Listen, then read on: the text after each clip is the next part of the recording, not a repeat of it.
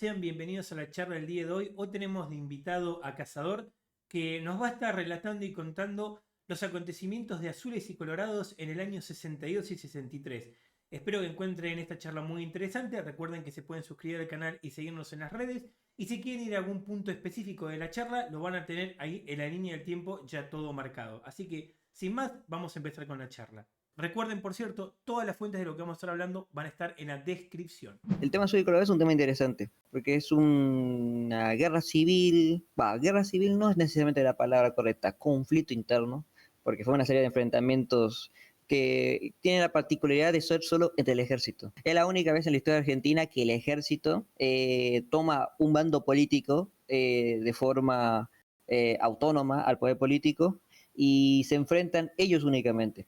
Hubo civiles que participaron en Azules y Colorados luchando en ambos bandos. En el conflicto de 63, por ejemplo, hubo civiles que lucharon con el bando colorado, comandos civiles que habían participado en la Libertadora que se sumaron al bando colorado. Y bueno, pese a que el conflicto duró en sí un año nomás, de abril del 62, desde la caída de Frondizi hasta abril del 63, prácticamente definió el curso de la historia argentina hasta el día de hoy, ese conflicto, porque es un conflicto muy olvidado, muy poco hablado, y es justamente un conflicto del cual tiene toda una geopolítica muy particular, porque a diferencia de otros conflictos que se tienen más investigados, más estudiados, Azules y Colorado no cuenta con tanta fama o con tanta información publicada para que la gente del común pueda saberla. De ahí que quizás Azul y Colorados es algo que uno mira quizás cuando habla de la Guerra Fría en Argentina. La guerra del 70 del proceso tiene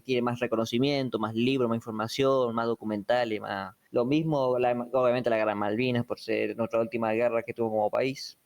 Y hasta la versión libertadora cuenta con más investigación y más información pública. Azul y Colorados, en cambio, no cuenta con esa atención, ¿no? Esa es la particularidad del conflicto, para que uno podría hablar. Y entonces, bueno, justamente esta charla pensaba aprovecharla para poder hablar de este conflicto que mucha gente desconoce y que para mí, viendo todo lo que se manejó, todo lo que se jugó en ese momento, pudo haber acabado en algo mucho peor que el resultado que tuvo históricamente y que sería de los conflictos, vamos, para mí más decisivos de la historia política argentina moderna. Al nivel, para mí, de la Revolución Libertadora y de la guerra del 70, o sea, del proceso. Azul y Colorados justamente era un conflicto que ya se venía preparando más o menos desde la asunción de Frondizi, porque el ejército quedó totalmente cambiado después de la Revolución Libertadora. Pasamos de un ejército entre nacionalistas, católicos y peronistas a un ejército plenamente antiperonista, que fue derivando entre sectores que ya entenderíamos por liberales y nacionalistas, como se decía, o constitucionalistas y, bueno, y golpistas, como uno podría hablar. Pueden ir variando las categorías y todo ello.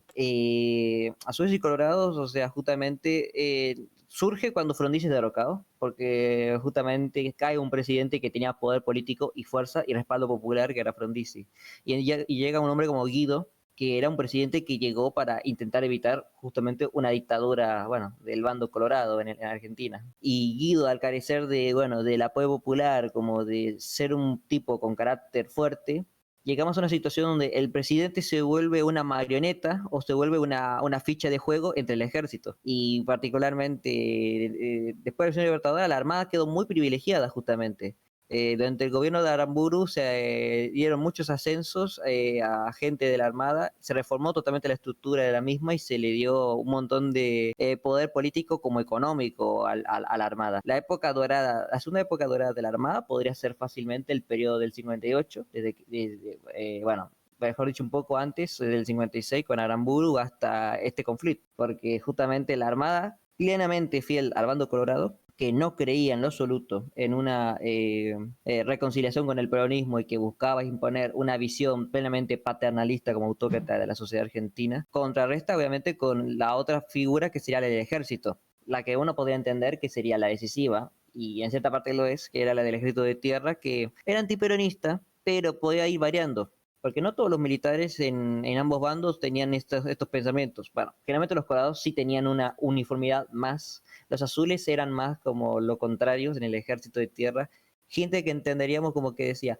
estamos en contra del peronismo, pero puede ir variando la escala de decir estamos en contra como estamos a favor.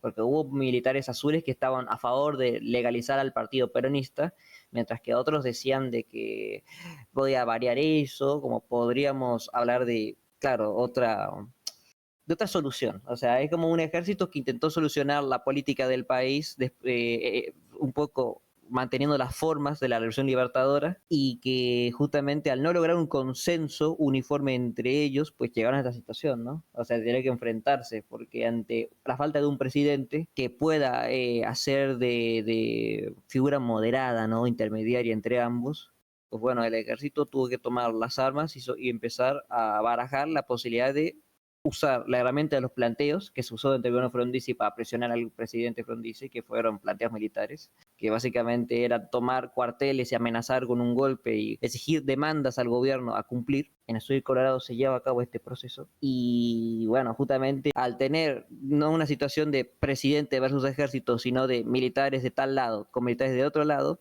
tenemos prácticamente eso, ¿no? Esa situación de conflicto, o sea, donde se usa la fuerza y se usa técnicamente todo lo que tenía el ejército, una lucha armada entre los dos bandos. Generales argentinos que nunca habían se habían empleado en combate pudieron tener su bautismo de fuego en este conflicto. Lastimosamente contra argentinos en vez de contra extranjeros, pero bueno, es un bautismo de fuego en sí de tanto los blindados del ejército argentino, la fuerza aérea más moderna, como también la misma armada, se empleó casi todo, tanques, aviones, portaaviones, todo esto bajo la idea de, bueno, intimidar, como lograr imponer fuerza ante los contrarios. Y siempre jugando con la amenaza de que si esto se iba de las manos podía llegar a una guerra civil. ¿Por qué? O sea, Sí. básicamente, ¿qué fuentes o qué información vos podés decir para decir, bueno, che, si esto se pasa, realmente podemos más o menos terminar acá? ¿Qué es lo que pasa de, bueno, es un pequeño conflicto, puede haber un golpe de Estado, a vamos a tener un problema serio? Los periodistas, como medios de comunicación de época, rescatan el miedo de la población a una escalada del conflicto que se podía ir de las manos porque al inicio eran escaramuzas.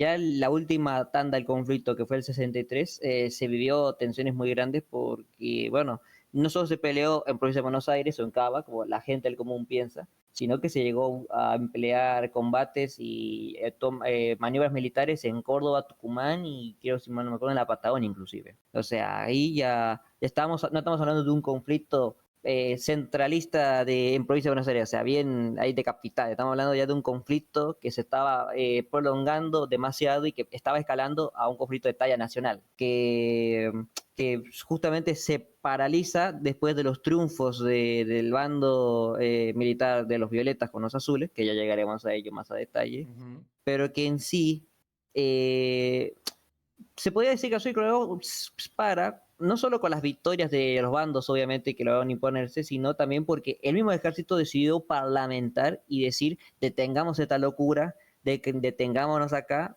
ya es suficiente. Si seguimos enfrentándonos, vamos a terminar peor. O sea, tipo, los militares decidieron parar el conflicto ya en el 63 con la situación que había, porque la amenaza de poder escalar a un desorden mucho mayor a nivel institucional en el ejército era latente. Justamente ya el ejército ya estaba perdiendo demasiado su papel de ser la rama que tenía que obedecer y defender al presidente y a la nación en sí, al orden constitucional. Hacer ramas militares que con poder político autónomo, capaz de pelearse entre sí y de amenazar con llevar el país a una situación mucho peor, porque, bueno, la gente podría hablar de una posible anarquía entre camarillas militares y entre cuarteles, porque, bueno, haber llegado a una situación de desorden donde ¿cómo se dice? El control de mando, no me acuerdo, el alto mando del ejército fuera derrotado, estaríamos hablando de un antecedente histórico de anarquía en el país, porque ante las crisis mayores en Argentina, yo podría destacar que en el sur de Colorado jamás se derrota, o sea, a nivel tipo, entenderíamos como anarquía en un país, que el alto mando caiga, o sea, que fuerzas armadas logren ser capaces de tumbar y de destruir a la figura de mando central que organiza todo, que controla el país. Tipo, el jefe de ejército era Onganía y él es el que controla el país y controla el ejército. Él es el que mantiene la estabilidad y todo. Si esa figura se fuera, se estaría demostrando un nivel de desorden muy grande que bueno, imagínese alguien del común, ¿no? Lo que para nosotros significa eso a día de hoy, lo que significaría para la gente de esa época enterarse de que el jefe que dirige todo esto, el ejército, es derrotado, viene otro y encima por la fuerza. Habría muchos oficiales y generales que veían esto como ejemplo a seguir, y si ya tenemos la mala costumbre de hacer los golpes de Estado en el siglo XX, imagínese a alguien del común de ahora lo que significará para esa gente poder tumbar al jefe de ejército y lograr ser vos el jefe de ejército siendo cualquier general, no sé, cierto Poggi, Menéndez o no sé, o gente como el almirante Isaac Rojas. O sea, de que no hay orden, no hay estructura de mando, no hay respeto por las instituciones y sería un desorden. Y ahí estaría el peligro, ¿no? A menos desde lo que yo interpreto como lo que yo vi, de que el país pierda la poca jerarquía que sí o sí tiene que mantenerse para que el país no sea un desorden. Porque los militares pierdan la idea de que hay una estructura de mando que ellos tienen que respetar y cumplir bueno, yo tengo tropas y si yo tengo tropas puedo derrotar al jefe de ejército, puedo hacerme con el control del ejército y ser técnicamente el jefe del país. Y bueno, ahí caeríamos en anarquía, justamente. Y Claro. ahí estaría la amenaza, ¿no? Principal que puede ser eso. Una muy buena pregunta por ahí Uh -huh. para hacerse ideas. ¿Qué busca cada bando como tal? Porque uno por ahí en el colectivo, el imaginario colectivo, dice, no, bueno, la Armada quiere destruir al ejército y el ejército quiere destruir a la Armada y uno quiere a Perón y el otro no, y sí, no, pero tiene que haber el azul quiere esto y el rojo quiere esto. Cuando el conflicto recién se estaba pensando que iba a estallar, con la caída de Frondizi, los azules, que originalmente eran desarrollistas, bueno, generalmente fueron desarrollistas, tuvieron de aliados a gente como el ministro Alzogaray, que era liberal, pero bueno, Alzogaray era la excepción a la norma. Muchos colorados se decantaban por una opción plenamente liberal en la economía. Eso es curioso, porque es un apartado que muchas veces se omite, que es el factor político-económico, y un poco también social, porque Azul y Colorados fue un conflicto que estaba ligándose a la sociedad misma, al civil de a pie, pero que no se llega a hablar tanto como entenderíamos, como otros conflictos, ¿no? De decir qué es lo que busca cada bando. Porque, por ejemplo, en cuestión económica, los azules, si algo conservaron de su lealtad a Frondizi, junto con algo con los violetas, era una lealtad desarrollista, un modelo a seguir de que ellos decían, queremos continuar con el proyecto Frondizi del desarrollismo, de una economía, de un etatismo funcional. En cambio, los colorados son tan disruptivos con todo lo que era el desarrollismo y Frondizi por verlo como una continuación del peronismo, que ellos ya directamente apostaban por una economía plenamente liberal, capitalista, y una liberalización total del país en temas económicos, marcando la brecha, ¿no?, entre los dos. Aunque luego los violetas ya vamos a introducirlos también en su respectivo lugar, porque bueno, los violetas son ese bando que tiene un papel decisivo también, pero que se los omite porque para mí como que se los confunde entre azules y violetas, porque sí, fueron como aliados para facciones unidas que operaron bajo un mismo nombre en un momento, pero que al final se terminaron dividiendo al final. Y nace esa confusión de pensar que Azul y Colorados es un conflicto de dos bandos, cuando en realidad son tres. Pero respondiendo ahí a fondo la pregunta, los colorados son los continuistas de la Acción Libertadora que quieren acabar con el peronismo por completo. Para los colorados el peronismo era tan malo como el comunismo. Entonces para ellos era elemental destruirlo y desmantelarlo, inclusive con las instituciones sindicales. Los colorados no toleraban la idea de mantener el legado peronista. Mientras que los azules era más como del palo de Frondizi, que creían una reconciliación entre la sociedad con el peronismo. O sea que para ellos el problema era Perón, más no el movimiento que Perón engendró. Los colorados creían que el movimiento que generó Perón, como el mismo Perón, eran un problema serio a eliminar. Y entonces los colorados pensaban la solución más cesarista, si uno lo puede ver, hagamos una dictadura nuevamente y que con mentalidad colorada que implante un modelo capitalista pleno en Argentina de corte liberal y que lleva a cabo el exterminio o la aniquilación de cualquier grupo político que luche por el peronismo, porque para ellos era un enemigo tan grande como el socialismo. Y justo en la época de que habían tomado el poder, el año 62-63, plena época de la Guerra Fría, estábamos a vísperas del Plan Cóndor y los colorados hubieran alineado plenamente con el mensaje de los Estados Unidos. O sea, porque eran muy partidarios de los norteamericanos, justamente los colorados. Entonces, estamos viendo una Argentina que se adentraría en el papel de Occidente, de jugar para Estados Unidos, luchar contra el comunismo, como contra el peronismo, y adoptar, bueno, posiblemente las consignas, el consenso de Washington, de, bueno, de una economía aperturista al libre mercado y todo ello. Mientras que los azules, en cambio, luchaban más por la idea frondicista, puede decirse, de la neutralidad argentina, para la independencia de Argentina de los poderes de Occidente, como de mantener un gobierno constitucional democrático, porque los azules se acercaban más a lo que entenderíamos como generales, como, bueno, militares como el general Zeneldín, que decían de que el ejército tiene que volver a los cuarteles. Un poco también retomamos la figura de Pomar ahí, que quizás ellos hubiesen reconsiderado de el ejército no está para hacer política. La política tiene que gobernar donde tiene que gobernar y el ejército tiene que defender la política y al orden. No puede intrometerse el ejército. Pero creo que algo muy interesante para preguntarte, y que más que nada quede en el imaginario, o sea, perdón, sacarlo del imaginario de la gente, tiene que ver con el hecho de quién apoya a quién. Porque si uno dice rojos, dice no, bueno, la Armada. Y si uno dice azules, no, bueno, todo el resto.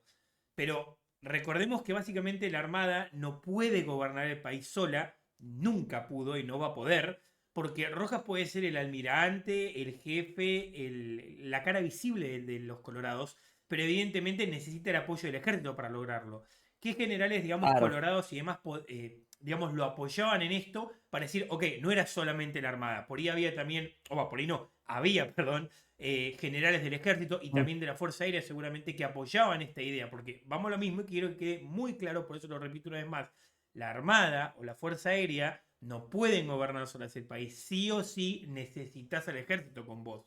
Generales colorados muy claves en el conflicto fue el general Federico Toranzo Montero, que bueno, justamente fue un general colorado que con una sublevación militar que hizo en Salta en agosto de 62 logró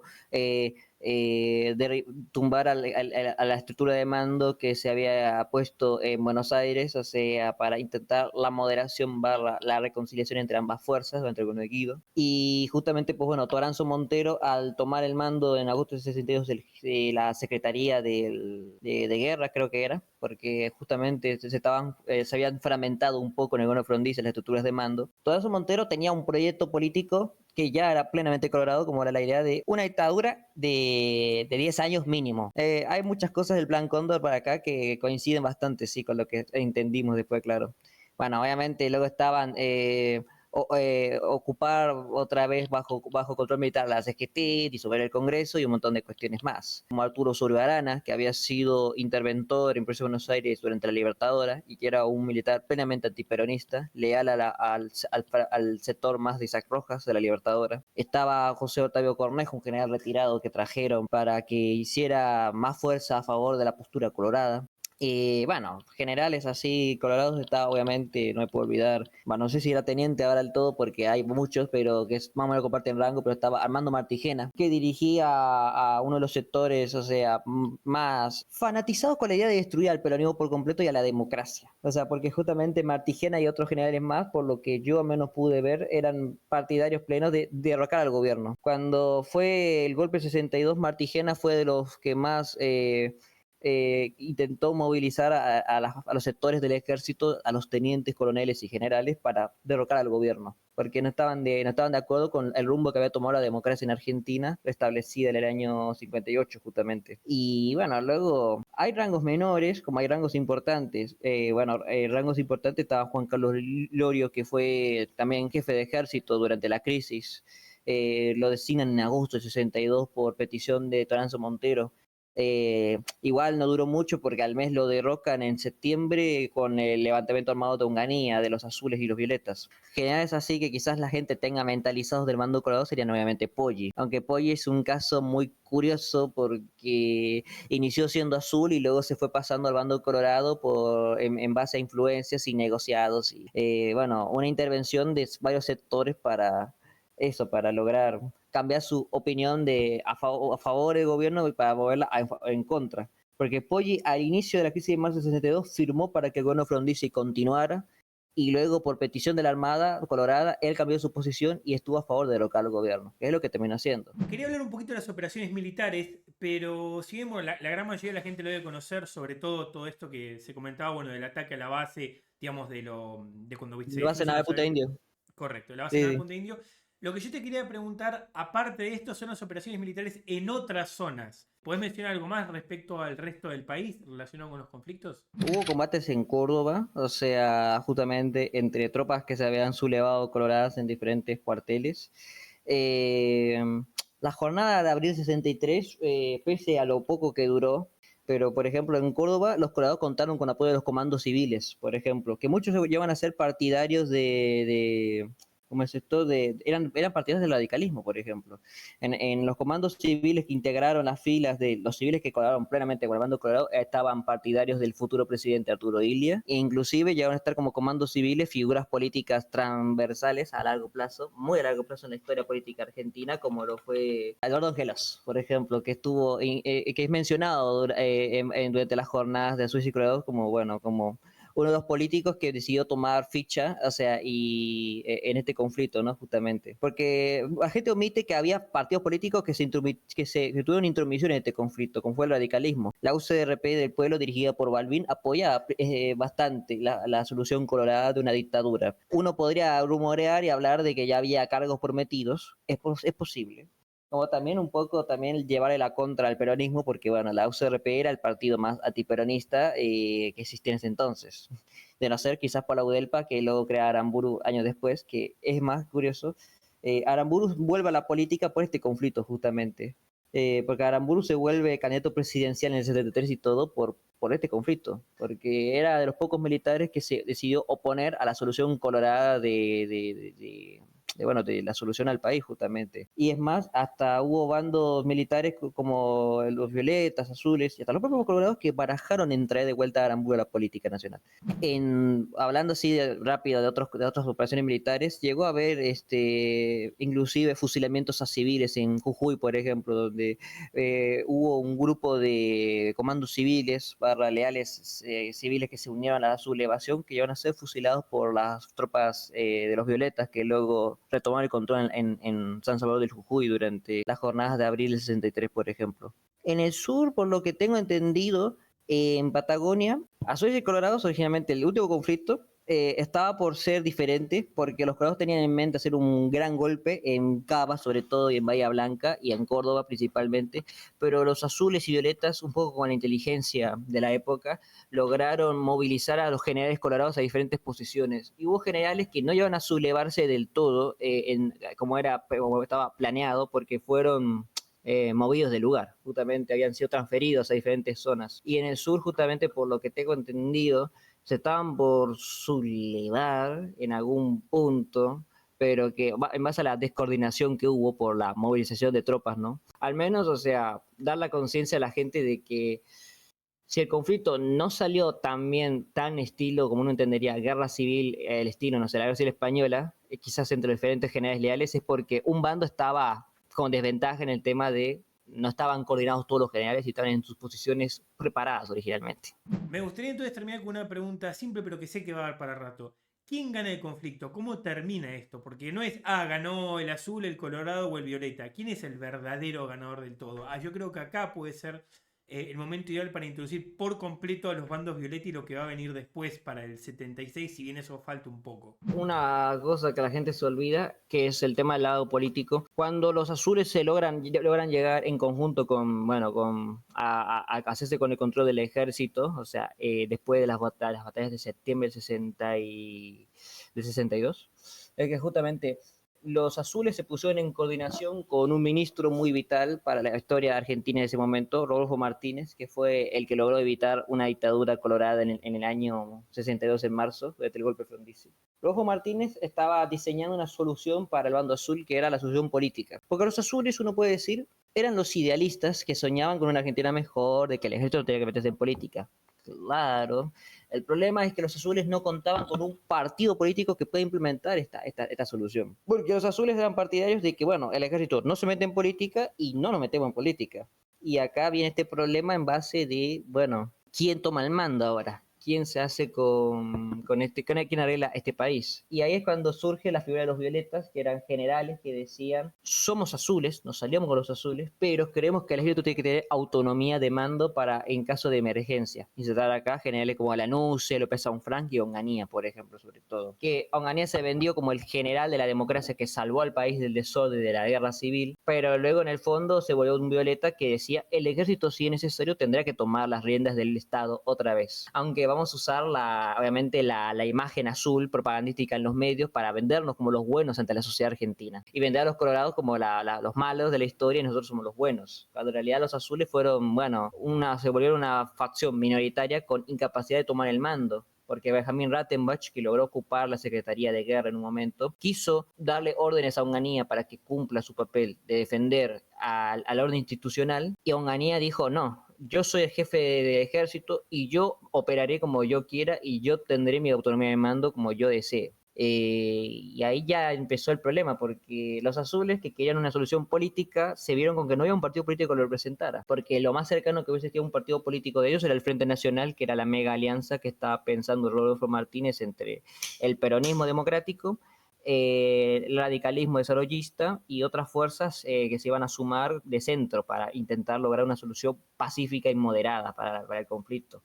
El problema fue que el Frente Nacional tuvo problemas para juntarse, para organizarse, para unirse, y con el último levantamiento colorado del 63, aunque no ganaban ellos y lo van a imponer su dictadura, donde iba a gobernar el general Menéndez y luego hipotéticamente Isaac Rojas, bueno, sobre todo él, una petición que decidieron llevar a cabo del bando derrotado y para evitar que siga el conflicto que llevan a cabo los violetas fue proscribir al Frente Nacional. Y con esa murió la solución política de los azules, porque los azules se quedaron sin un partido político que los representara y que les diera una solución, bueno, una continuación a su idea, a su solución. Entonces los violetas eran partidarios de llamemos a elecciones y que gane el que tenga que ganar. Pero nosotros conservamos autonomía de mando y si vemos la situación vamos a intervenir de nuevo. Y los azules quedaron muy segregados. Los azules de verdad en el conflicto, te podría citar al general José Rafael Mounier, que era un desarrollista que defendió plenamente a la posición azul, y otras figuras minoritarias que estaban por ahí, ya que la mayoría de generales que participaban en el conflicto se terminaron yendo al bando violeta, como Lanús, Onganía, Usilio Villegas,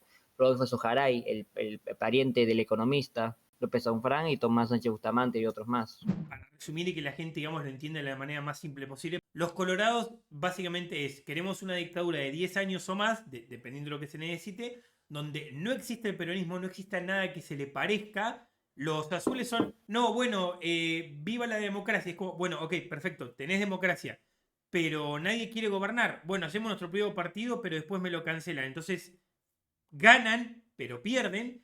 Y los que terminan ganando, que podríamos decir de manera simple y teniendo, digamos, la bola de cristal de saber cómo terminó, que son los violetas, son los peores porque está bien, quieren que gane quien gane, que es perfecto, así funciona la democracia. Pero si no me gustó quien gana, ¿puedo hacer un golpe de Estado? Hay dos frases, por ejemplo, que se citan mucho. Relacionado al último levantamiento armado que fracasó en el 63, se dice que, aunque fracasó en imponer un gobierno militar, sirvió para romper el frente político que estaban armando Perón y Frondizi, justamente para intentar una solución moderada de centro, para intentar estabilizar la situación. Y luego está la frase que dice Abelardo Ramos relacionado a este conflicto en general, que él decía: de este modo, el ejército colorado que había hostigado 4 años a Frondizi era sustituido por el ejército azul, que daba el poder al partido político de los colorados, que era la UCRP, porque justamente Ilia y la UCRP eran partidarios de la solución colorada, y los azules como que, bueno, claro, derrotaban a los colorados en las armas y los echaron del ejército, pero al final les dieron el poder político a un partido que estaba ligado a los colorados, justamente. Y encima, para que el ejército se lo queden los violetas, no solucionaron al final nada, o sea, sí, se acabó la anarquía del ejército, de los planteos militares, de si los ascensos, que si la degradación, que si la jerarquía se rompía o no se rompía.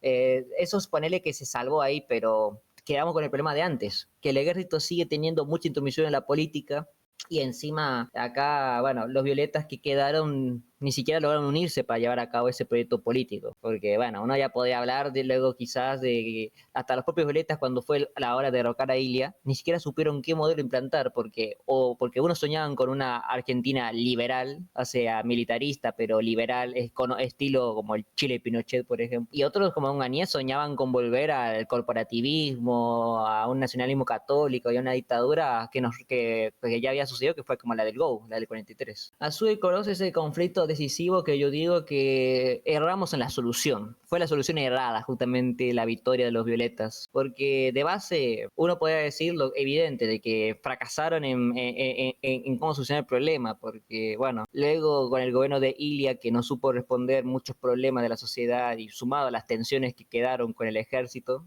más Estados Unidos y otras presiones externas, pues, bueno, y ni sería el peronismo que aprovechó para apoyar estas tensiones, pues llevaron a otra dictadura, que fue la de Onganía, que terminó por sepultar la posibilidad de una democracia argentina sin peronismo, justamente. Por un lado, no llegamos al peor escenario, que es la guerra civil, como muchas veces se habla, y se trata acá como episodio de Evolución Libertadora y otros más, pero por otro lado, como que el ejército otra vez no volvió a tener la lucidez de saber qué era lo que quería la población y de justamente de que aplazamos el problema. Como creo que me habías dicho hace un tiempo, con la victoria de los violetas realmente no se hizo nada al final, no se cumplió ni la solución azul ni la solución colorada, sino que se aplazó el problema. Para que la gente reflexione y piense de que hasta los más capacitados en teoría, como eran los militares, hasta ellos pueden tener estas erradas, estos errores fatales que, bueno, terminan costándole a la Argentina años de progreso, de avance y de todo lo que necesitaríamos como país, ¿no? Bueno, con esto hemos llegado hasta el final. Recuerden, todas las fuentes y demás están acá abajo en la descripción. Recuerden que nos pueden estar siguiendo en las redes sociales. Una suscripción nos ayudaría bastante. Si quieren realizar alguna donación, también tienen todo abajo en el comentario fijado. Hasta la próxima y nos estamos viendo.